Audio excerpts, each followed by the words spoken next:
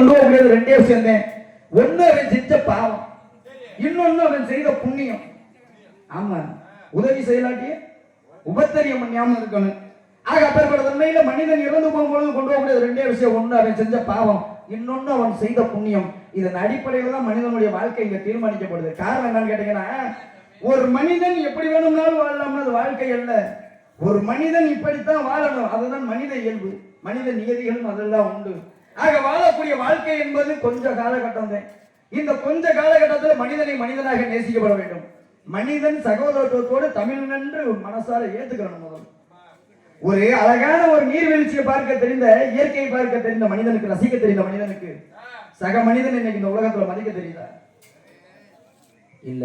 அற்புதமான இந்த இயற்கையை பார்த்து ரசிக்க தெரிந்த மனிதனுக்கு சக மனிதனை பார்த்து ரசிக்க தெரியுதா? காரணம் என்ன?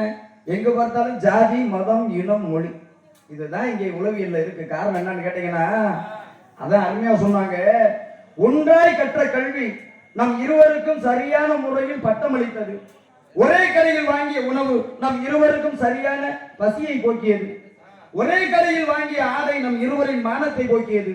எல்லோருக்கும் சொந்தமான பொதுவான நீராகப்பட்டது நம் இருவரின் தாகத்தை தீர்த்தது. நீ எங்கிருந்து வாங்கிய சாதி உன்னை மட்டும் மேலையும் என்னை மட்டும் கீழே வைத்தது. சிந்திச்சு பார்க்கணும் முதல்ல. மனுஷன் வாழக்கூடிய வாழ்க்கை என்பது கொஞ்ச காலகட்டம் தான். இதுல எதையுமே கூட கொண்டுட்டு போக முடியாது. என்னதான் சம்பாதிச்சாலும் எதையும் கொண்டு போக முடியாது.